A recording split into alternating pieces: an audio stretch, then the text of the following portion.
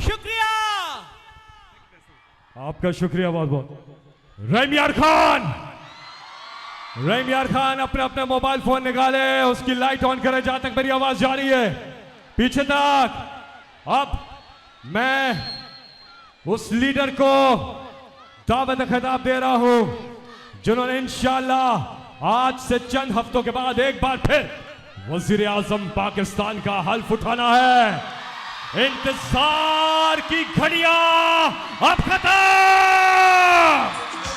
तशरीफ लाते हैं रहीम यार खान, वजीर आजम इमरान खान।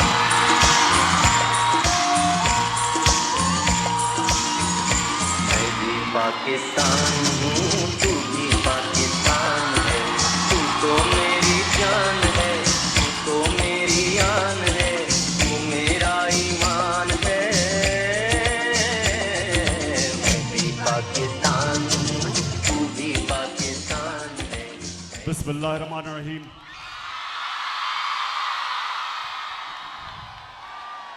अल्लाह तेरी इबादत करता हूँ, अल्लाह तेरे से मदद मांगता हूँ। सबसे पहले रहीम यार खान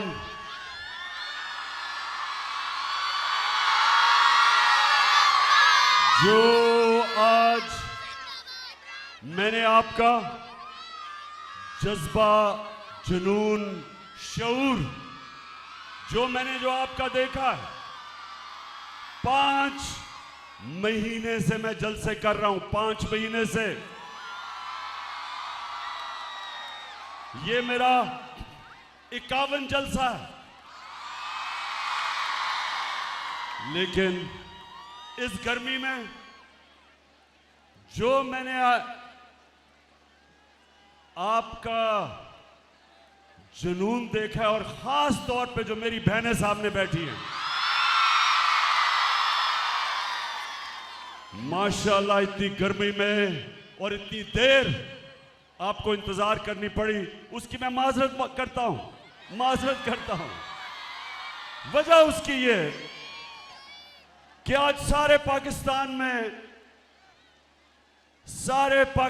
में अवाम निकली हुई है आज सड़कों पे, और ये रहीम यार खान से जो मेरा खिताब है वो सारे पाकिस्तान में जा रहा है। तो उधर से दरखास्त आई थी कि 8 बजे से पहले तकरीर ना करना क्योंकि लोग जमा हो रहे हैं।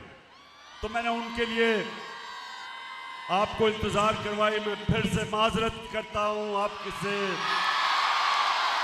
इस गर्मी में आप बैठे भी रहे, और जो माशाल्लाह मैं देख रहा हूं वहां से जिस तरह फिर से आपके जज्बे और जुनून को सलाम पेश करता हूं। अच्छा रहीम यार खान, सबसे पहले हमारी कोशिश कि जो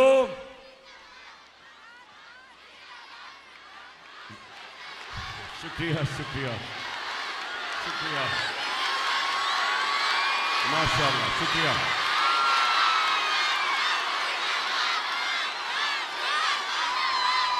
बहुत शुक्रिया आपका, बहुत शुक्रिया। मैं सिर्फ आज जो हमारे सैलाब में मुतासिर हमारी बहन भाई बच्चे जितने भी वो मुतासिर हैं, हम सबको जितनी भी हम कोशिश कर सके इनकी मदद करने के लिए, मैं अपने सारे पाकिस्तानियों को आज कहता हूं कि हम उनकी थोड़ी सी भी मदद करें या ज्यादा करें जरूर, क्योंकि वो मुश्किल में है। और खास तौर पे सिंध में मैंने यहां आने से पहले पूरे ट्रक भिजवाए हैं सिंध के अंदर, क्योंकि वहां लोगों को मुश्किलात हैं, भूख है, उनके सर पे छत नहीं है, चारों तरफ पानी है। तो इंशाअल्लाह एक तो ये भिजवाएं, और इंशाअल्लाह मैंने पैसे इकट्ठे किए हैं 3 टेलीथॉन में, और आपको खुशी होगी कि 3 यानी 8 घंटे में पाकिस्तानियों ने 14 अरब रुपया 1400 करोड़ रुपया दिया मुझे। कहती है ये राह अमल आओ।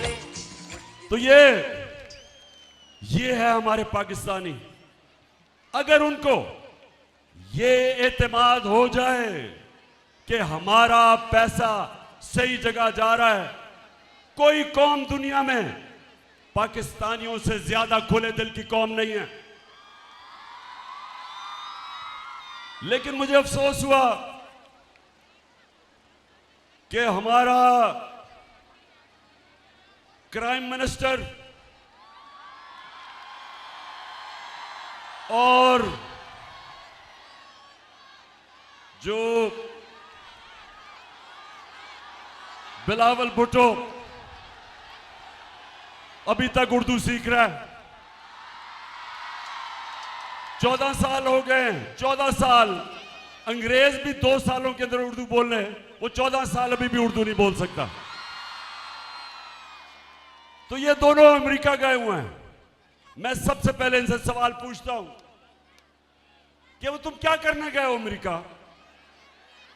अजाब आया हुआ है, अल्लाह का इम्तिहान पाकिस्तान पे आया हुआ है। सारी दुनिया, वो एक अमेरिकी एक्ट्रेस भी आई हुई है सैलाब मुतासरीन की मदद करने, तो आप यहां से उठ के उधर किधर चले गए हैं? वहां क्या कर रहे हैं? पहले तो मैं ये बता दूं कि वहां महंगे तरीन होटलों के अंदर ठहरे हुए हैं, महंगे तरीन होटलों में। एक तरफ शहबाज शरीफ भीख मांगने जा रहा है, और दूसरी तरफ दूर आता है, और फिर वो अपनी आजादी की जदोजहद करती है। इलामा इकबाल ने अपनी शायरी और फलसफे के जरिए गुलाम मुसलमानों को, सोए हुए हिंदुस्तान के मुसलमानों को जगाने की कोशिश की। और आज मैं आपके सामने आया हूं, अपनी कौम को हकीकी आजादी के लिए जगाने की कोशिश कर रहा हूं आपको। और मैं खुश हूं कि जिस कौम की माएं, बहनें और ख्वातीन जाग जाती हैं, वो आजाद हो जाती है। जिस कौम के नौजवान जाग जाते हैं, उस कौम को कोई गुलाम नहीं बना सकता। और इंशाल्लाह मैं अभी इसके ऊपर भी आ रहा हूं। सबसे पहले मेरे पाकिस्तानियों, सिर्फ आप ये देखें, मैं बार बार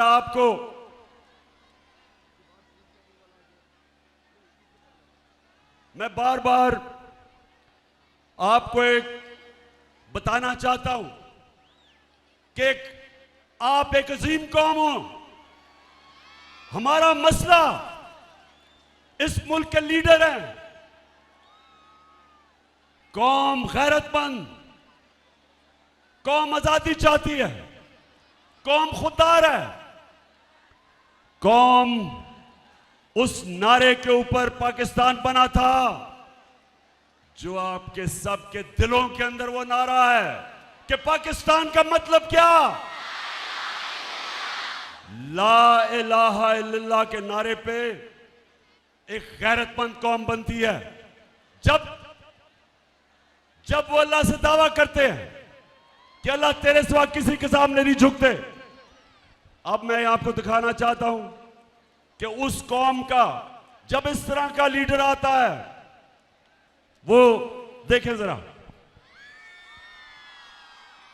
Some news from overseas. The Prime Minister of Pakistan met with Vladimir Putin, and it looked like he was really struggling with his translation headphones.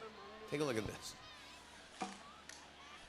ये जरा देखते जाएं कि जिस तरह स्कूल का बच्चा हेडमास्टर के सामने बैठा है।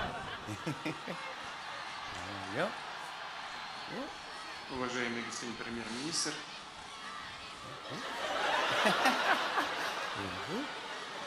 काम पे टांग रही है। Yeah, there you go. There you go.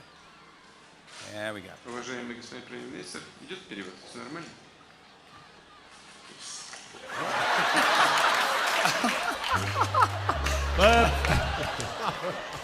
That guy is the leader of 220 million people. I just want to let you know. ये मैं सिर्फ आपको इसलिए दिखा रहा हूं कि जब किसी को एक इंपोर्टेड प्राइम मिनिस्टर साजिश के जरिए, एक बैरूनी साजिश के लिए जब मुल्क के ऊपर बिठाया जाता है तो वो मुल्क को इस तरह शर्मिंदा करवाता है। फिर देखें, मैं सऊदी अरब से होके आया हूँ, मैं यूएई के होके, अभी मैं तुर्की होके आया हूँ, और मैंने उन भाइयों को कहा कि आप हमारे बड़े अजीम भाई हैं, हमेशा आपने हमारी मदद की। और मैंने यही कहा, जब मैं आया हूँ तो आप समझेंगे शायद ये मांगने आया है। मैं मांगने नहीं आया, लेकिन मजबूरी है। जिस तरह माजी में 75 साल में आपने हमारा हाथ बटाया है, कुछ अर्सा आप हाथ बटा। मैंने कहा मैं वादा करता हूं कि इंशाअल्लाह हम पूरी कौम हम मिलकर दिन रात मेहनत करेंगे, पसीना कराएंगे, अपने पांव पे खड़े होंगे।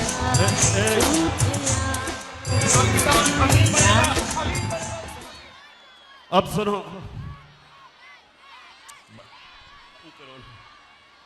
सर रहीम यार खान, आप मुझे बताओ कि आप इस तरह का प्राइम मिनिस्टर चाहते हो? अभी जरा आप देखें, ये जरा देखें कि यूनाइटेड नेशंस का सेक्रेटरी जनरल आया जब पाकिस्तान, वो बेचारा फ्लड मुतासरीन के लिए आया था देखने के लिए, तो ये जरा देखें क्या करता है वो शहबाज शरीफ। Thank you very much, General Secretary, and I assure you, whatever support we get from your institution and through your institution, I give you my word of honor, along with all these ladies and gentlemen sitting on this table, ministers, general officers, government officials, ladies and gentlemen, that every penny we get from you or from wherever, we will spend it most transparently and in the interest of these. समझ गए रहीम यार खान? अच्छा, मैं अब आपको इसकी उर्दू समझाता हूं, इसलिए जो अंग्रेजी में बोला ना, मैं वो उर्दू में बताता हूं कि क्या कह रहा था वो ये कह रहा था कि सेक्रेटरी जनरल साहब, अगर हमें आप इमदाद देंगे तो मैं आपसे वादा करता हूं कि हम वो चोरी नहीं करेंगे। मेरे वजीर जो बैठे हुए सामने, 60% वजीर जमानत पे हैं करप्शन पे, वो चोरी नहीं करेंगे। वो आपसे वादा करते हैं क्योंकि सेक्रेटरी जनरल साहब आप पैसा दे रहे हैं तो अब हम ईमानदारी से खर्च करेंगे, पहले चोरी करते थे। अच्छा, अब रहीम यार खान देखें, मैं ये आपको जरूर ये चीजें बताना चाहता हूं, आप और मेरी बहनें आप सामने, आपके लिए मैं खास तौर पे कहना चाहता हूं, अगर आपने एक चीज अपने बच्चों को सिखाना है तो ये समझ लें, अपने बच्चों को एक चीज सिखाएं कि दुनिया उस इंसान की इज्जत करती है जो इंसान अपनी खुद इज्जत करता है। आप अगर अपनी इज्जत नहीं करेंगे, दुनिया आपकी इज्जत नहीं करेगी। और मेरी बहनों, अपने बच्चों को एक और चीज सिखाएं कि ला इलाहा इल्लल्लाह इंसान को गैरत देता है, गैरत देता है। आप जब अल्लाह से दावा करते हैं कि मौला तू ही मेरा खुदा है, मैं किसी बुत के सामने नहीं झुकूंगा। बुत का मतलब कि मैं किसी खौफ के बुत, किसी लालच के, किसी पैसे के बुत के सामने नहीं झुकूंगा। ये इंसान को गैरत देती है। और मेरी बहनों, मेरी सारी जिंदगी का तजर्बा ये है कि सबसे बड़ा इंसानों के अंदर जो मैंने फर्क देखा है वो है गैरत। एक गरीब आदमी भी जिसमें गैरत होती है, दुनिया उसकी इज्जत करती है। और अरबोपति इस तरह का क्राइम मिनिस्टर अरबोपति की कोई इज्जत नहीं करता जो अपनी इज्जत नहीं करता, जिसमें गैरत नहीं होती। अब ये देखें, ये जरा अब आपने गौर से देखना है, बतिया बंद करें। ये देखें कि ये अब अमेरिका में जाके हमारा करोड़ों रुपया खर्च किया और अमेरिका में जाके ये क्या कह रहा है, ये जरा इंटरव्यू सुने अंग्रेजी में, फिर मैं आपको उर्दू में बताता हूं क्या कह रहा है। Relief. Unless we get substantial relief, how can the world expect from us to stand on our own feet? It is simply impossible, next to impossible. The world has to stand by us. And there is a yawn are asked and what is available. Please, through your cameras, have this yawning gap bridged and bridged very quickly. The epidemic. It is waiting for us. Please help us in क्या कह रहा है, interview दे रहा, सुना जरा। मेरी बहनों, मुझे पता बड़ी गर्मी है लेकिन सुनना जरूरी है, आप में बड़ा सब्र है। एक इंटरव्यू दे रहा है, अमेरिका जाने की जरूरत नहीं थी वो इंटरव्यू देने के लिए, वहां जाके उसको कह रहा है कि हमारे मुल्क के हालात बहुत बुरे हैं, खुदा के वास्ते हमें पैसा दिलवा दो। वो जो भी आप देख रहे थे वो तो बेचारी इंटरव्यू लेने वाली है, उससे कहता है कि अपनी चैनल के जरिए लोगों को कहो कि हमें पैसे की जरूरत है, हमारा दिवालिया निकल गया। मैं इसलिए ये आपको चीजें दिखा रहा हूं कि ये होता है जब एक मुल्क के ऊपर एक मसनूई लीडर बैठा दिया जाता है। इसको क्यों लेके आए? इसको इसलिए नहीं लेके आए कि इसमें कोई क़ियादत की, इसमें कोई क्वालिटी थी। इसको इसलिए लेके आए कि ये जो भी हुक्म मिलेगा बाहर से, ये सारे हुक्म मानेगा। ये अगर IMF कहेगा कि महंगाई करो, बिजली की कीमत ऊपर करो, पेट्रोल और डीजल की कीमत बढ़ाओ, ये सारे काम करेगा, क्योंकि इसको पीछे से डिक्टेशन आता है। और ये करेगा क्या कि बाहर की दुनिया पे जाके इमदाद लेगा कि जी हमें पैसे दे दो, हम मारे गए। तो रहीम यार खान, मैं जब आपको हकीकी आजादी के लिए खड़ा कर रहा हूं, मेरा मकसद क्या है कि अगर हमारी कौम खड़ी ना हुई और इसी तरह के चोर हमारे ऊपर मुसल्लत रहे, तो रहीम यार खान ये याद रखो, इस मुल्क का कोई मुस्तकबिल नहीं है, इस मुल्क का कोई मुस्तकबिल नहीं है। अगर इस तरह के करप्ट लोग, जिसको सजा होने वाली थी FIA के केस में, शहबाज शरीफ और इसके बेटे को सजा होने वाली थी 16 अरब रुपए की, इनके केसेस रोके गए और बाहर से साजिश के तहत हमारे ऊपर इसको मुसल्लत किया गया। इसके अलावा 60% इनकी कैबिनेट जो जमानत पे है, इनके ऊपर करप्शन केसेस हैं।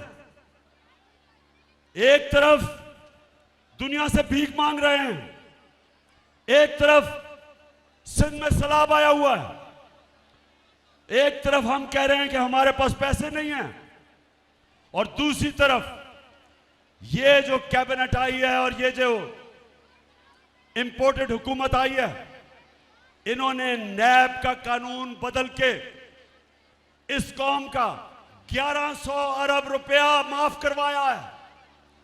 1100 अरब रुपया जो चोरी किया हुआ था, इन्होंने NRO लिया, इन्होंने आके अपने आप को दिया, माफ करवाया। जो पैसा आपका था, जो पाकिस्तानी कौम से चोरी हुआ था, तो इनका मकसद अपनी चोरी बचाना था। बाहर के लोग जो इनको मुसल्लत किया, उनका मकसद यहां ऐसी क़यादत हो जिसको वो कंट्रोल कर सकते हैं।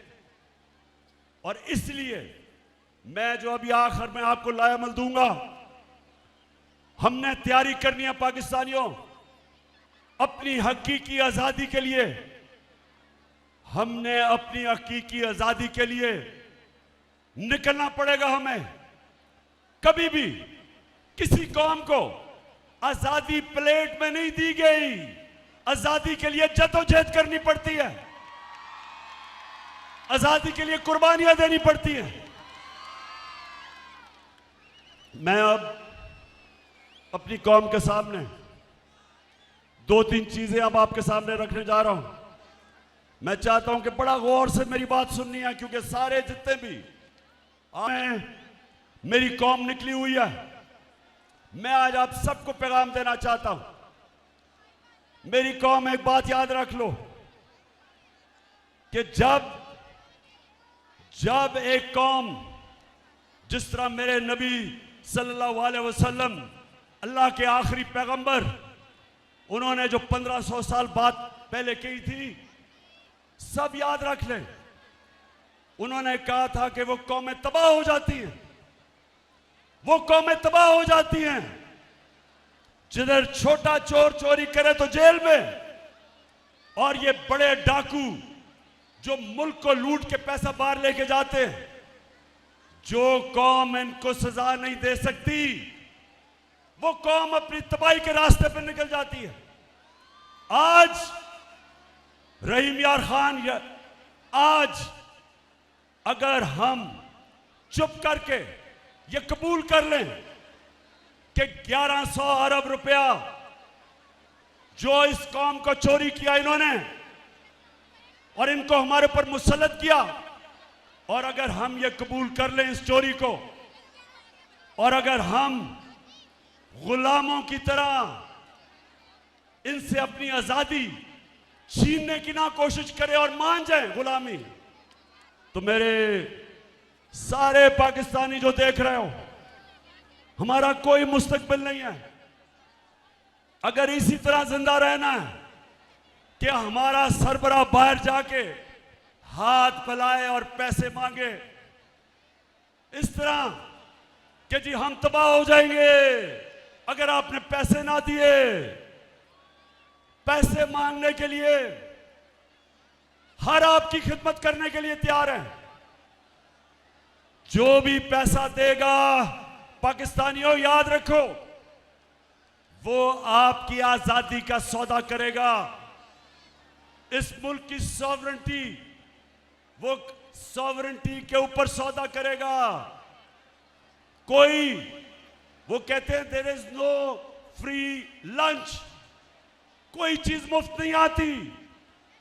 पहले आपने 30 साल इन दोनों ने हुकूमत की, मुल्क का दिवालिया निकाला, मुल्क को मकरूज किया, और आज वही लोग आज बाहर जा रहे हैं पैसे मांगने के लिए। क्यों लोग इनको पैसे नहीं देते? क्यों लोग इनको पैसे नहीं देते? बताएं, क्यों नहीं पैसे देते? क्योंकि इनको सबको पता है कि इनके अपने पैसे मुल्क से बाहर पड़े हैं, चोरी करके खुद बड़े बड़े महलों में रह रहे हैं, और आज पाकिस्तानी दुनिया में कह रहे हैं कि जी हमें पैसे दो। कोई पैसे नहीं दे रहा। जो सिंध के अंदर और बलूचिस्तान में खास तौर पे जिस तरह का फ्लड आया, आज दुनिया को, पाकिस्तान को पैसा देना चाहिए था, लेकिन दुनिया को पता है कि इस वक्त की क़यादत आसिफ जरदारी और ये शरीफ 30 साल से ये चोरी कर रहे हैं। बाहर के अखबारों में इनकी चोरियों के ऊपर लिखा हुआ है, बाहर के मीडिया पे इनकी डॉक्यूमेंट्री चोरियों की चली हुई है। कभी भी वो इनको पैसे नहीं देंगे, जिसकी वजह से सिंध के और बलूचिस्तान के, खास तौर पे इन दो सूबों की बात कर रहा हूं, सैलाब के मुतासरीन मुश्किल में हैं। तो मैं आज अपनी कौम के सामने, रहीम यार खान, कौम के सामने आज मैं जो बात करना चाहता हूं वो ये कि देखिए, मेरी इन्होंने ये जो साजिश की थी, इन्होंने पूरी तरह कोशिश की कि इमरान खान को नाअहल किया जाए, क्योंकि डरे हुए हैं। डरे हुए हैं पाकिस्तानी अवाम से कि जब भी इलेक्शन होंगे, इनको पता है कि इस वक्त तहरीक इंसाफ जीत जाएगी, तो इलेक्शनों से भाग रहे हैं और कोशिश कर रहे हैं कि इमरान खान को नाहिल किया जाए। और दूसरी कोशिश कर रहे हैं, पहले से इनका प्लान बना हुआ है, मैं आप सबको पहले भी बता चुका हूं। 4 लोगों ने बंद कमरे में फैसला किया मुझे मरवाने का, और वो लोग अभी भी उस साजिश पर लगे हुए हैं। उन्होंने दोनों मरियम जो झूठ बोलने की पीएचडी दोनों के पास है, इनको और जावेद लतीफ को, इन्होंने इनसे प्रेस कॉन्फ्रेंस करवाई, और प्रेस कॉन्फ्रेंस करवाई ऐसी कि इमरान खान खुदा ना खास्ता उसने मजहब की तौहीन की है। और फिर इनकी कोशिश है कि इसकी वजह से अगर कोई भी मेरे ऊपर वारदात हो तो कहेंगे जी मजहबी जुनूनी ने कर दिया, कहेंगे कि जी कोई दीनी इंतहा पसंद है इसको मार दिया। ये इनका प्लान है। लेकिन मैं आज आप सबको कह रहा हूं, सारे पाकिस्तान में मैं फिर रहा हूं, मुझे अपनी जान से ज्यादा मुझे पाकिस्तान की आजादी की फिक्र है। मैं आजाद देखना चाहता हूं। मैं रहीम यार खान सुन लो, सारा पाकिस्तान सुन लो, मैं आज आपको कह दूं कि एक तो मेरा ईमान है अल्लाह पे, ला इलाहा इल्लल्लाह। मेरा ईमान है कि जब तक अल्लाह फैसला नहीं करता इंसान दुनिया से नहीं जाता। दूसरा, मेरा ये ईमान है कि मौत बेहतर है गुलामी से, इससे बेहतर है मर जाओ गुलाम रहने से। तो रहीम यार खान, ये सुन ले आप कि ये जो साजिश है, ये साजिश कौन कर रहे हैं? ये वो लोग जो अपनी अना के लिए अना और अपने करप्शन के कैदी हैं, गुलाम हैं अपनी करप्शन और अना के। ये मुल्क से बाहर रहते हैं, पाकिस्तान आते हैं गवर्नमेंट करने के लिए, पैसा यहां से लूटते हैं और मुल्क से बाहर चले जाते हैं। ये वो लोग हैं।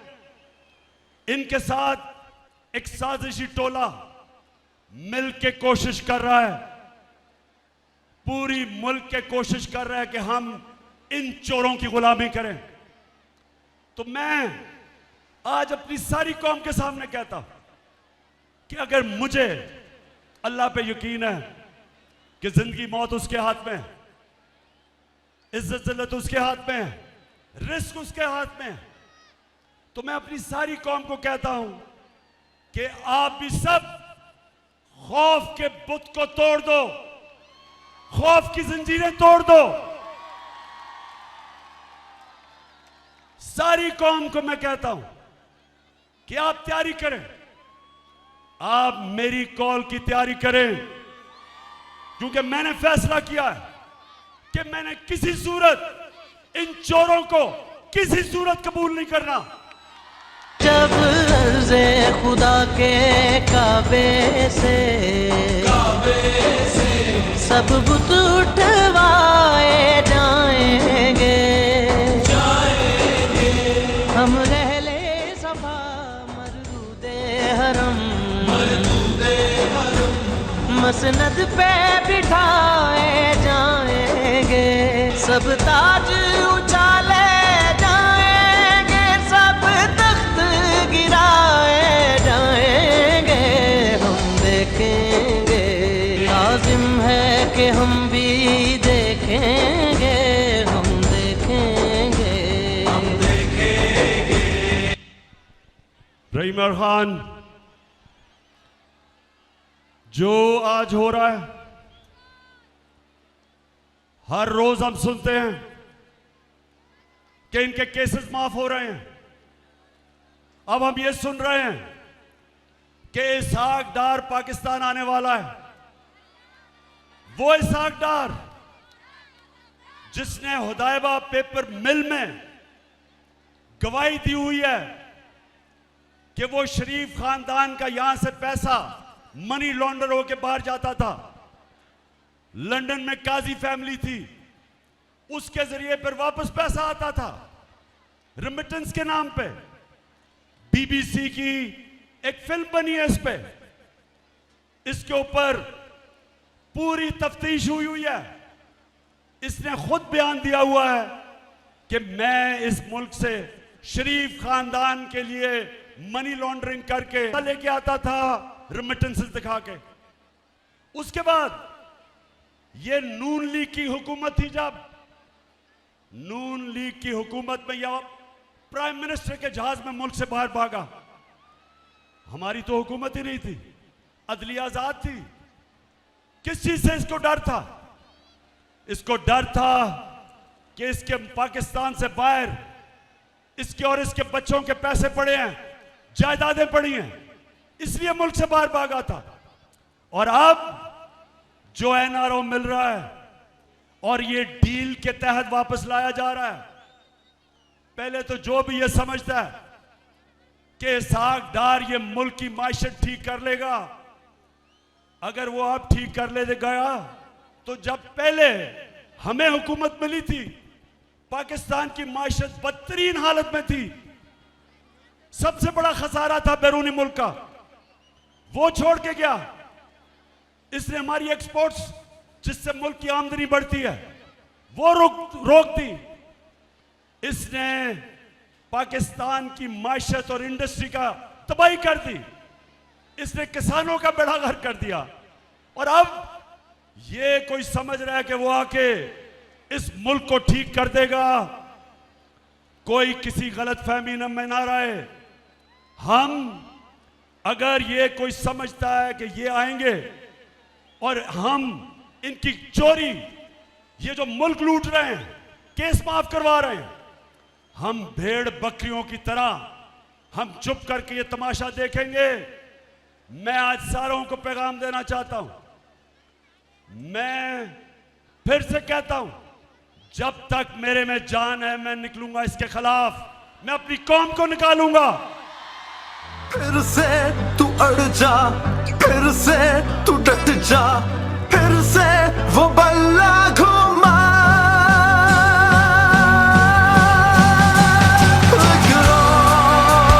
कदम बढ़ा, फिर से वो लम्हा दोहरा, जब जीत के आया था, फिर से वतन को जिता।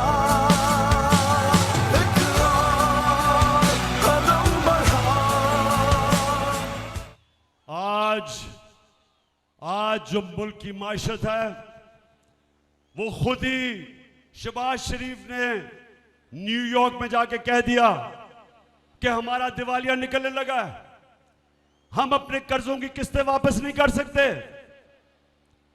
हमारे मुल्क के हालात बहुत बुरे हैं।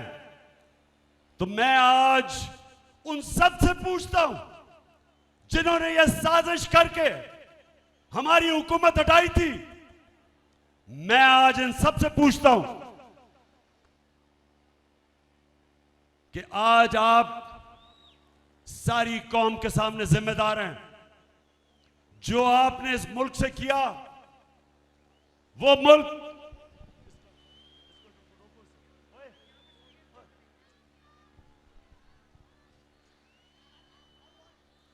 मुल्क या ऊपर जरा ज्यादा बड़ा जलसा हो रहा है इसलिए मैं इनको जरा कंट्रोल कर रहा हूं।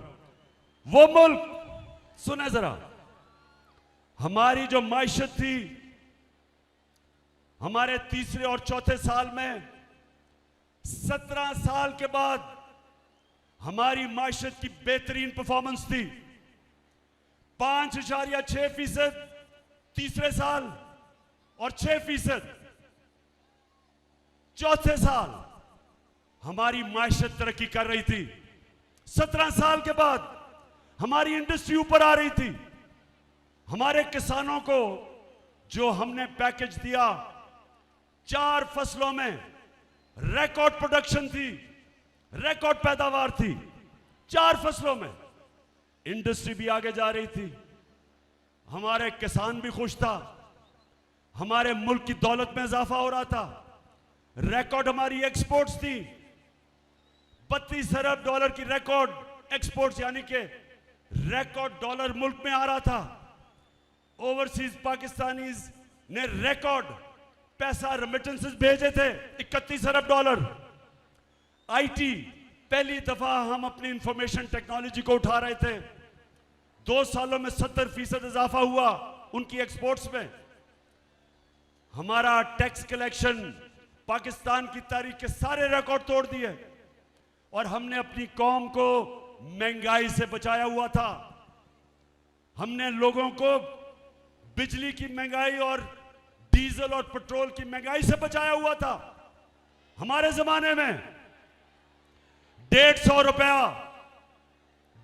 रुपया लीटर पेट्रोल और डीजल था, आज 250 रुपए पहुंच गया डीजल और 236 पे पेट्रोल।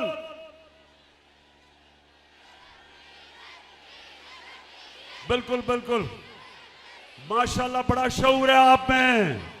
250 रुपया फजल रहमान का लीटर पे पहुंच गया। तो पाकिस्तान में हमने महंगाई भी रोकी, हमने हेल्थ कार्ड लेके आए। पहली दफा मुल्क में 10 लाख रुपए की हेल्थ इंश्योरेंस हर खानदान के लिए पंजाब में और केपी में, कि किसी भी अस्पताल में जाके लोग अपना, कोई भी गरीब आदमी प्राइवेट हॉस्पिटल में मुफ्त इलाज करवा सकता था।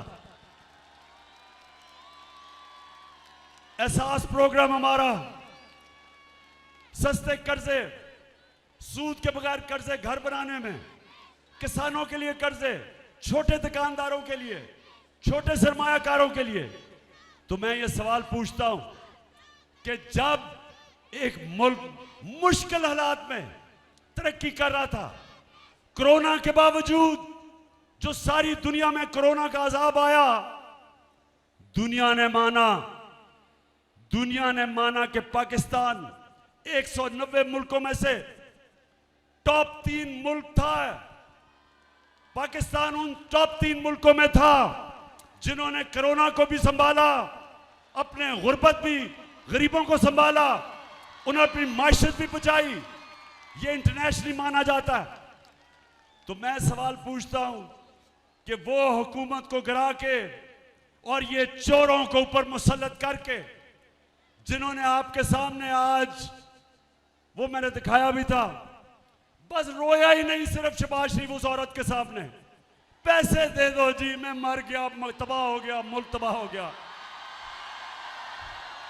जरा एक दफा वो फिर से चलाएं तो सही, वो शहबाज शरीफ का, ये जरा फिर से शुरू से इंटरव्यू दिखाएं, ये जरा गौर से देखें। मैं फिर उर्दू में बताऊंगा कि ये क्या कह रहा है, जरा ये देखें तो सही। Relief. Unless we get substantial relief, how can the world expect from us to stand on our own feet? It is simply impossible, next to impossible. The world has to stand by us. And there is a yawn are asked and what is available. Please, through your cameras, have this yawning gap bridged, and bridged very quickly. The epidemic. It is waiting for us. Please help us in सुन लिया, please help us, खुदा के वास्ते हमारी मदद करो। वो बेचारी, वो मेरी बहनों, आपने देखा था वो बेचारी औरत की आंखों में आंसू ही आ गए कि मैं खुदा के वास्ते प्लीज मेरी मदद करो। शहबाज शरीफ बड़ी जल्दी थी इख्तिदार में आने के लिए, बड़ी देर से अचकन सलवाई हुई थी, बड़ा शौक था कि किसी तरह शहबाज शरीफ प्राइम मिनिस्टर बन जाए। बेशक बैरून मुल्क के साथ मिलके साजिश करके एक मुल्क जो बड़ी देर के बाद बेहतरीन रास्ते पे चल रहा था, इनकी अपनी इकोनॉमिक सर्वे, जो इनकी हुकूमत, जो वो किताब बताते हैं हर साल माइशत के ऊपर, उसके मुताबिक 17 साल के बाद पाकिस्तान की बेहतरीन तरक्की थी। उस हुकूमत को गिरा के ये आके अब दुनिया में वो कभी वो सेक्रेटरी जनरल का बाजू पकड़ लेता है कि खुदा के वास्ते पैसे दे दो, मैं चोरी नहीं करूंगा।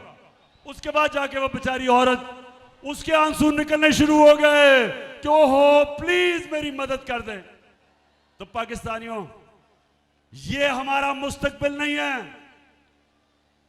हमारी कौम की बदकिस्मती क्या है कि वो मुल्क जिसका लीडर कायदे आजम मोहम्मद अली जिन्ना था, जिसका नजरियाती लीडर इल्लामा इकबाल थे, वो मुल्क का देखें सरबराह जाके भिखारियों की तरह जी मैं मांगने नहीं आया, मैं मजबूर हूं। तो मेरे पाकिस्तानियों, मैं इसलिए आज आपको सारी कौम को तैयार कर रहा हूं। मैं अभी आखिर में बताता हूं, लेकिन उससे पहले मैं आज पाकिस्तान की एस्टेब्लिशमेंट से पूछता हूं कि ये जो चोर अपने करप्शन के केसेस खत्म कर रहे हैं, क्या ये सिर्फ इमरान खान की जिम्मेदारी है कि इस मुल्क में करप्शन रोकी जाए? क्या आपकी जिम्मेदारी नहीं है? क्या आप ये जो देख रहे हैं मुल्क में कि चोर जो 30 साल से चोरी कर रहे हैं और केसेस करप्शन के इनके दौर में बने हुए हैं, इनके दौर के केसेस हैं, और वो आज आके बारी बारी सारे अपने केसेस खत्म करवा रहे हैं और कौम को 1100 अरब रुपया जो कौम का चोरी किया हुआ था वो हजम कर रहे हैं। क्या मैं अकेला हूं? मैंने ठेका लिया हुआ इस मुल्क का कि करप्शन के खिलाफ लड़ूं? क्या और किसी की जिम्मेदारी नहीं है? ताकत उनके पास है, लेकिन वो कहते हैं हम तो न्यूट्रल हैं, हम तो किसी तरफ नहीं हैं। अल्लाह ने, सुन लो मेरी बात रहीम यार खान वालों, अल्लाह ने कुरान में वाज़ेह किया है, अमर बिल मारूफ वो नहीं अनिल मुनकर, हम सबको उसने कहा है कि अच्छाई के साथ खड़े हो और बुराई के खिलाफ जहाद करो। कहीं अल्लाह ने हमें इजाजत नहीं दी कि ना मैं अच्छाई के साथ हूं ना बुराई के साथ हूं, न्यूट्रल रहने की इजाजत नहीं दी। हुक्म है उसका, हमें अल्लाह का हुक्म है कि जब ये चोर जो मुल्क को लूट के भाग गए बाहर और अब आके अपने केसेस माफ करवा रहे हैं डील के तहत, एनआरओ के तहत, सारी कौम पे फर्ज है कि इनका खिलाफ खड़े हो, इनका मुकाबला करो, क्योंकि मेरे मौला ने कुरान में वाज़ेह कर दिया है कि मैं कभी किसी कौम की हालत नहीं बदलता।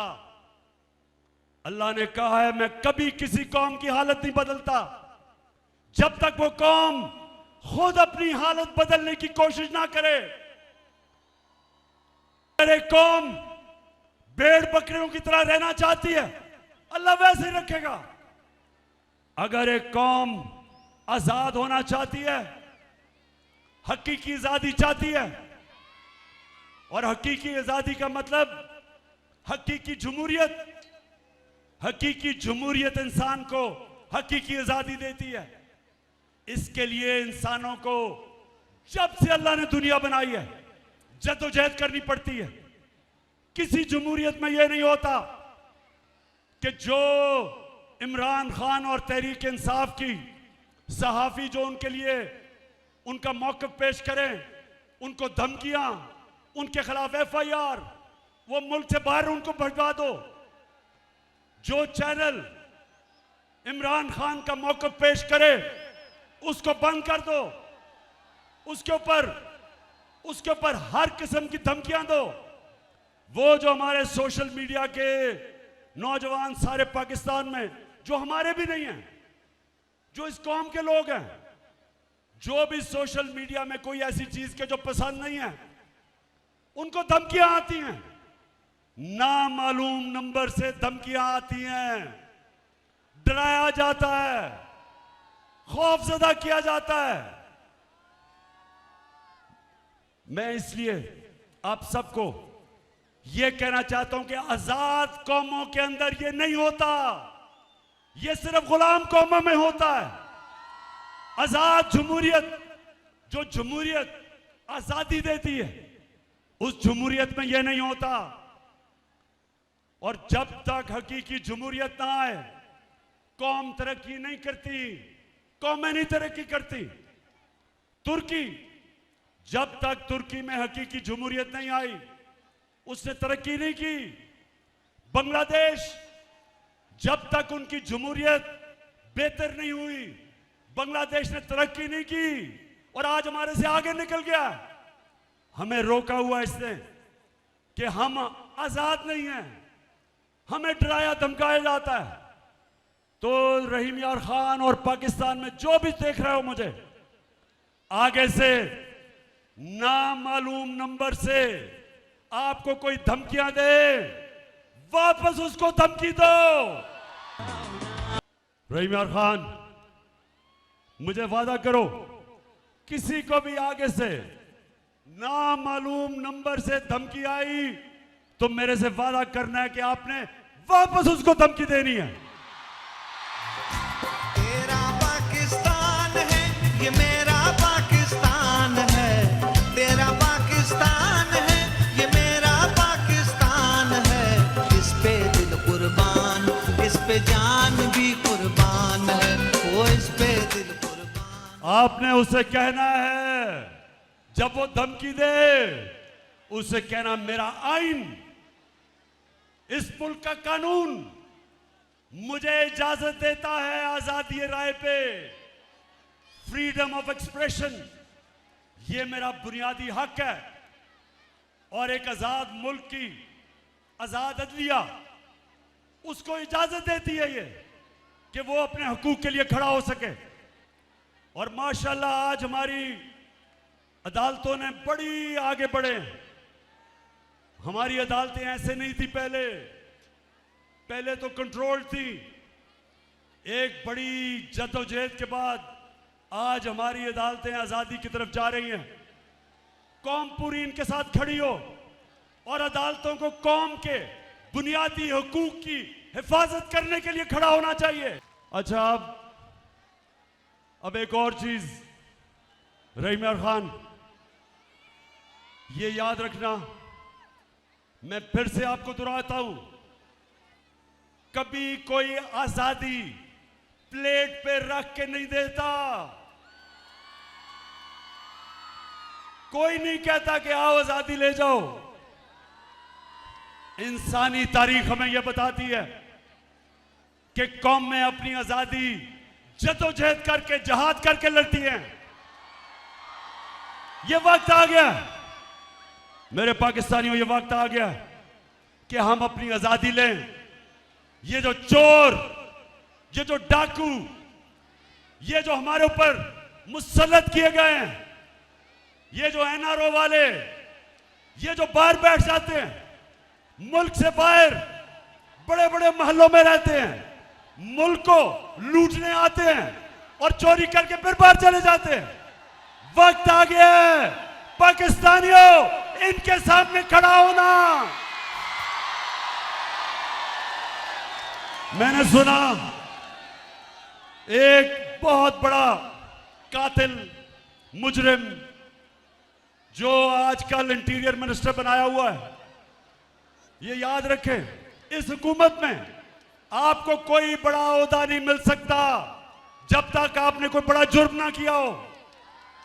जितने बड़े मुजरिम उतने बड़े ओहदे। तो राना सनाउल्लाह को उन्होंने इंटीरियर मिनिस्टर बनाया। राना सनाउल्लाह कहता कि अब जब ये तहरीक इंसाफ का धरना होगा इस्लामाबाद में, तो कहता मैंने आंसू गैस के लिए तैयारी की हुई है और मैंने पैलेट गन्स, यानी पैलेट गन्स भी तैयार किए हुए हैं। मैं राना सनाउल्लाह पहले तो पूछता हूं, वैसे तुम्हारे में अकल तो है नहीं, लेकिन मैं फिर यह पूछता हूं कि मुल्क की बदकिस्मती देखोगे, इस तरह का आदमी जिसको जेल में होना चाहिए, जो इनका अपना नून लीग का वजीर कहता है कि इसने 18 कत्ल किए हैं, वो आज हमें बता रहा है कि जमहूरियत क्या होती है। राना सनाउल्लाह, सबसे पहले ये मेरा हक है, मेरा जमहूरी हक है कि मैं पुरअमन एहतजाज करूं। जब हमारे जमाने में, मेरी गवर्नमेंट में, एक दफा कांपे टांगने वाली बिलावल, एक दफा वो बड़ा डराने आया हमें जी, कांपे टांग जाएंगी उसके धरने से। बड़ा सिंध से आया, पैसा खर्च किया, बेचारी सिंध कौम का पैसा वो भी खर्च करके पहुंचा इस्लामाबाद, तो पता चला कि अपनी कांपे टांग गई। कोई रुकावट नहीं थी उसके रास्ते में, कोई टीयर गैस शेलिंग नहीं हुई, कोई कंटेनर नहीं रखे, क्योंकि हम जमहूरियत में मानते, हमने कोई नहीं रोका। और दूसरी तरफ 2 दफा धरना देने के लिए डीजल साहब पहुंच गए।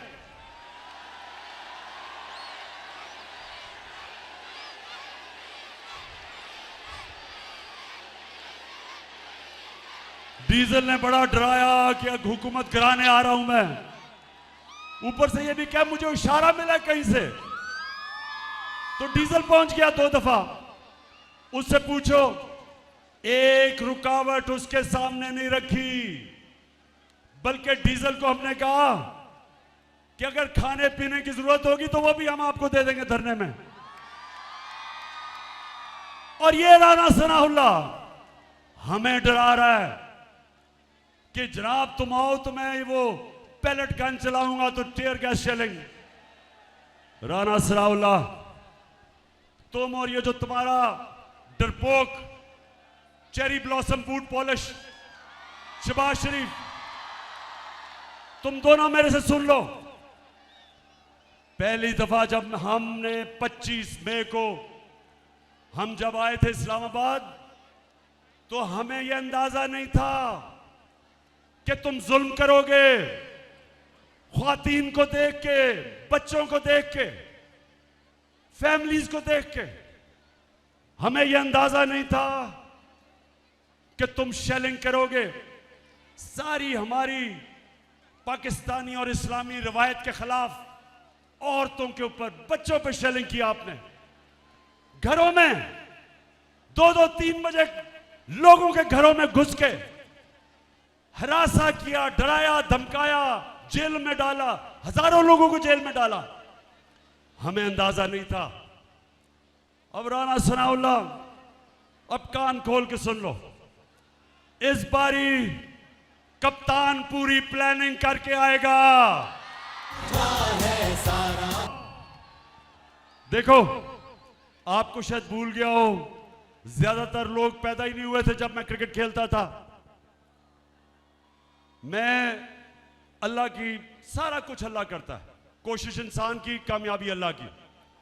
तो मुझे अल्लाह ने बड़ी कामयाबी दी और क्रिकेट की तारीख में मुझे एक वो टॉप कप्तानों में माना गया। अब कप्तान क्या होता है? सिर्फ सारी खेलों के अंदर एक स्पोर्ट के अंदर कप्तानी की जरूरत होती है, बाकी कोच ज्यादा अहमियत कोच की होती है। सिर्फ क्रिकेट में कप्तान की जरूरत पड़ती है, क्योंकि उसको फैसले करने पड़ते हैं, वो फैसले जो किसी कप्तान को नहीं करने पड़ते।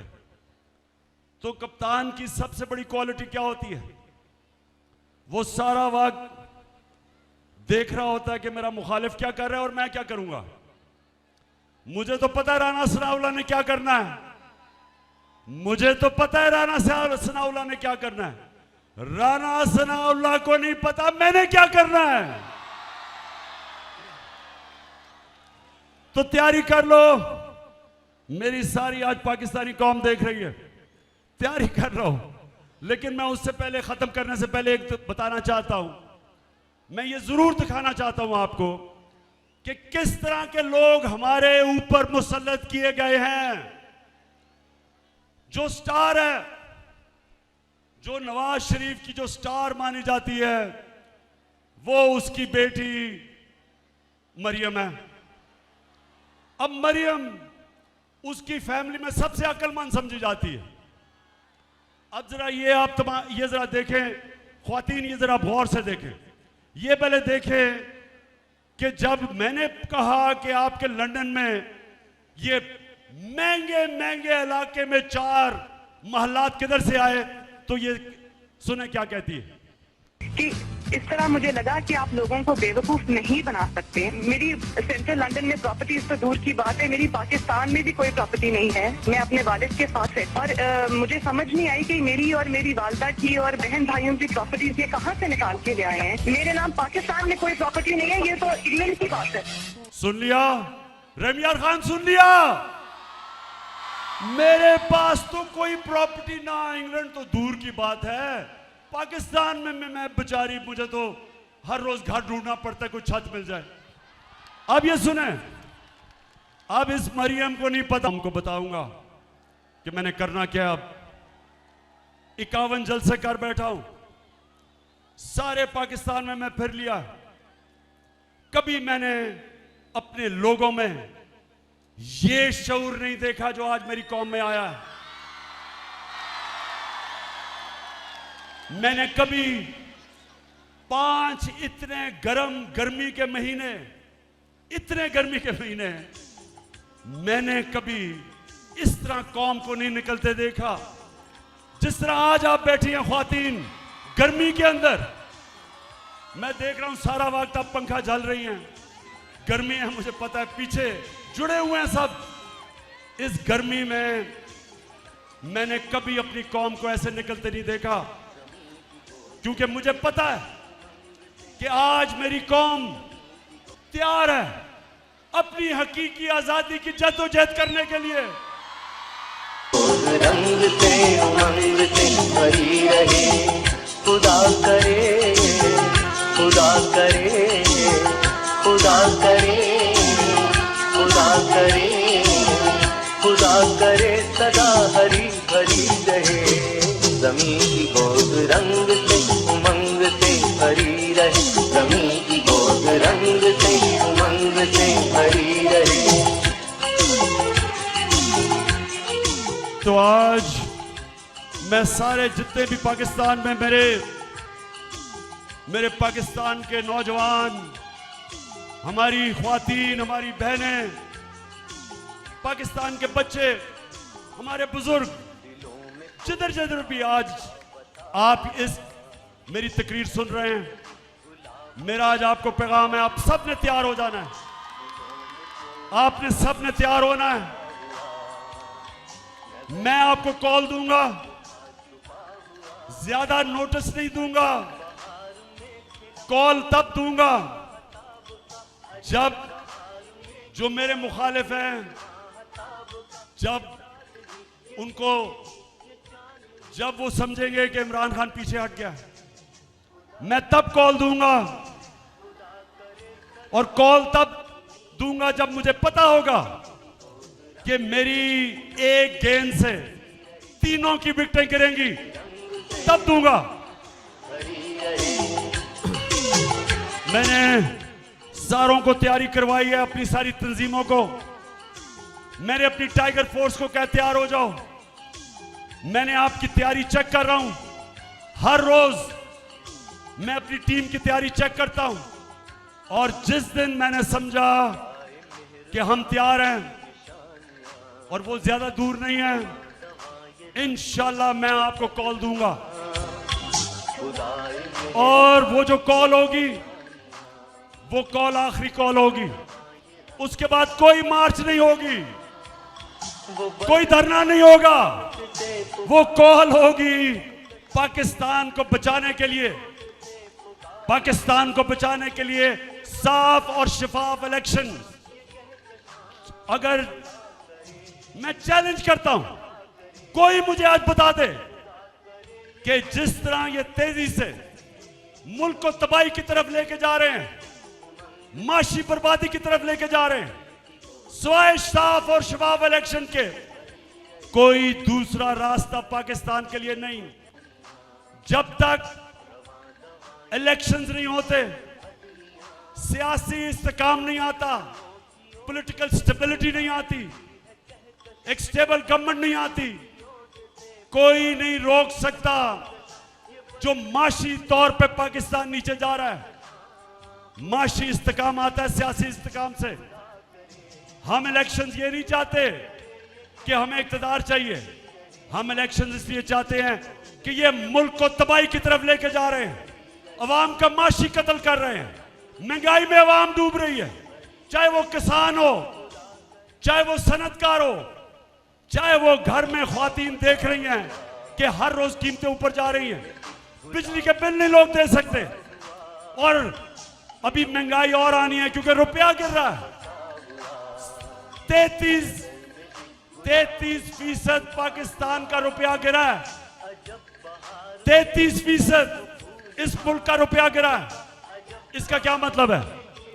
आपके बैंक में जो पैसे पड़े हुए थे, अगर 100 रुपया था तो उसमें से 33 रुपए काट लें, 100 रुपए में से 33 रुपए कम हो गए। लेकिन अगर आपका पैसा आपके एहसास से मुल्क से बाहर पड़े हैं तो आपको 33% फायदा हो गया, आपके एहसास से ऊपर चले गए। और इसलिए मैं ये भी इस कौम को कहता हूं, कभी से इसके बाद कभी किसी पार्टी को वोट ना देना जिस पार्टी के सरबराह के पैसे और असासे मुल्क से बाहर पड़े हों, क्योंकि मुल्क में जब रुपया गिरता है उनको फायदा होता है, कौम को नुकसान होता है। और इसलिए अगर हमने मुल्क को इस तबाही से बचाना है, सिर्फ एक रास्ता है, साफ और शफाफ इलेक्शन। और हमारी जो तहरीक होगी, अब जब हम निकलेंगे इस बारी, जब तक साफ और शफाफ इलेक्शन की अनाउंसमेंट डेट नहीं मिलती, जब तक हमें तारीख नहीं मिलती, ये अब तहरीक रुकेगी नहीं। रहीम यार खान, आखिर में मुझे बताओ, आप तैयार हो? इंशाअल्लाह, इंशाअल्लाह। मैं फिर से सलाम करता हूं आपको, आपके जज्बे, जुनून और शऊर को। पाकिस्तान जिंदाबाद और रहीम यार खान जिंदाबाद।